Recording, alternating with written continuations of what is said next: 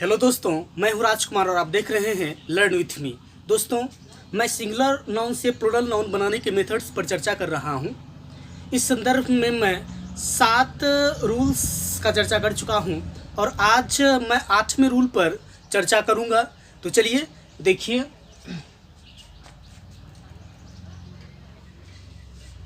कुछ ऐसा नाउन्स होता है जिसका अंत FUL फुल से होता है। इसका प्लूरल फॉर्मेशन उसके अंत में सिर्फ S जोड़ करके किया जाता है। Nouns ending in FUL full form the plural in S। अर्थात बहुत सारे नाउन्स का अंत FUL फुल से होता है, उसका प्लूरल फॉर्मेशन हम उसके अंत में S जोड़ करके करते हैं। जैसे cup full, spoon full, hand full. अब यहाँ पर देखिए, ये सभी नाउन्स हैं जिसका अंत फुल से हो रहा है, तो इसका प्लूरल फॉर्मेशन हो जाएगा कप फुल्स, स्पून फुल्स, हैंड फुल्स। अगर हम कहें, जैसे अगर हम कहते हैं 1 कप फुल तो सही है। अगर यहाँ कहते हैं हम 2 कप फुल्स ऑफ शुगर, यानी 2 कप चीनी, 2 कप चीनी। तो यहाँ पर देखिए 2 प्लूरल है, इसलिए यहाँ पर कप फुल का प्लूरल कप फुल्स बनाया है। उसी तरह है माउथफुल, माउथफुल, इसका हो जाएगा माउथ, उसके बाद फुल्स। ये रूल आप देख लिए। अब आपको सस्पिशन होता होगा कि मैंने वैसा शब्द भी पढ़ा है जिसका अंत फुल से होता है, लेकिन वह एडजेक्टिव होता है।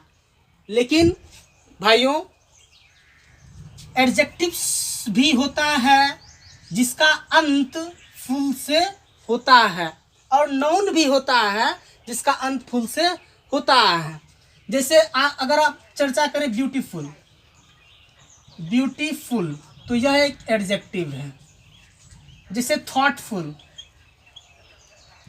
तो यह भी एक एडजेक्टिव है।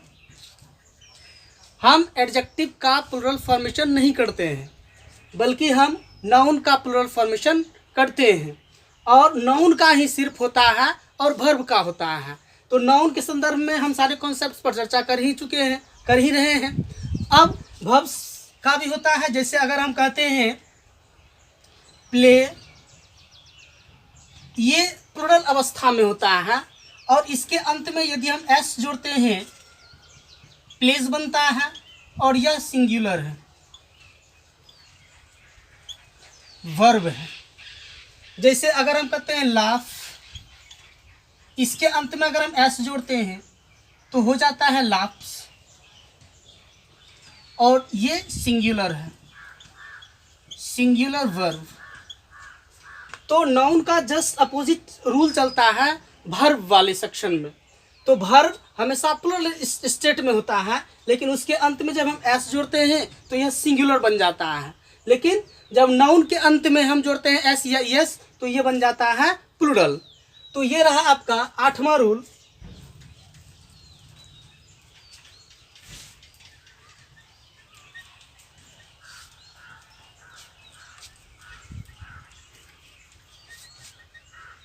अब हम रूल नंबर 9 देखते हैं।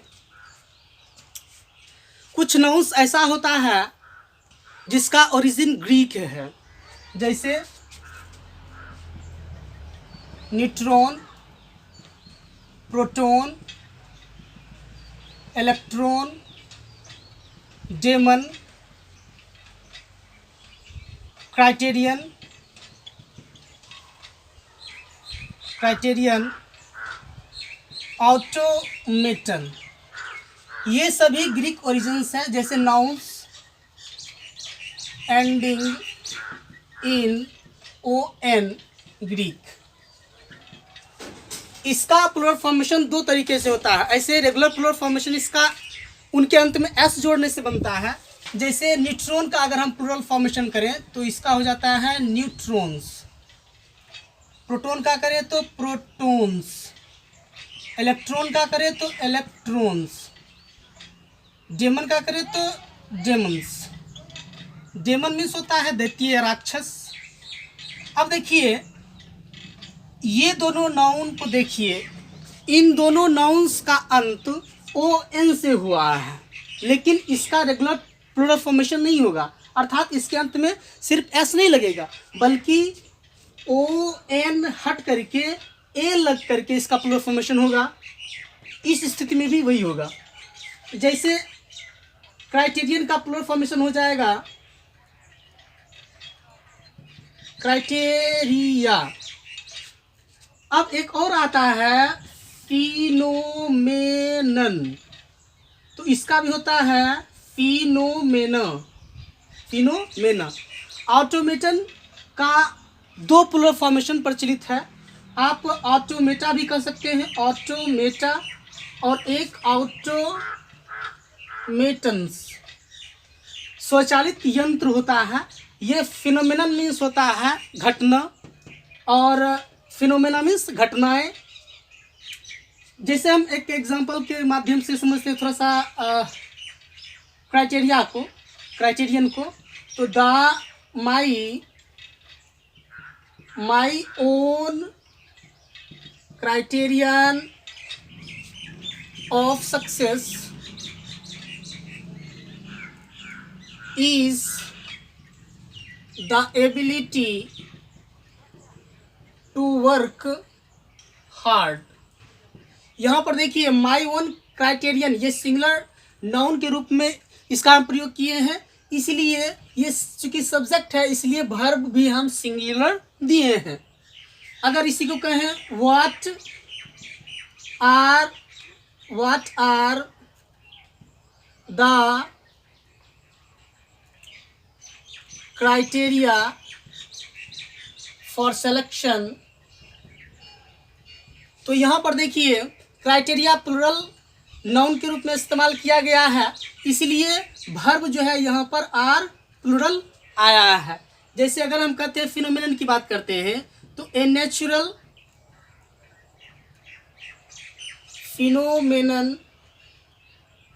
Phenomenon is beyond human control। अर्थात नेचुरल यानी प्राकृतिक जो आपदा है या घटना है वह ह्यूमन के कंट्रोल के परे है या उससे बाहर है। तो यहाँ पर देखिए फिनोमेनन जो है सिंगुलर के रूप में है, इसलिए वर्ब भी क्या किए हम सिंगुलर का इस्तेमाल किए हैं। जैसे अगर हम कहते हैं What are natural phenomena, तो यहाँ पर देखिए फिनोमेना प्लूरल के रूप में प्रयोग किए हैं, इसलिए वर्ब भी क्या किए हैं प्लूरल का इस्तेमाल किए हैं। तो ये रहा आपका रूल नंबर 9।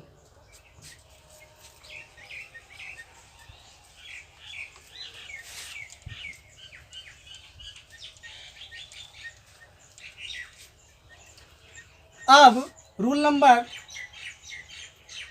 10 की बात करते हैं। Could have loved me, and no one ever would have dared to tread on you.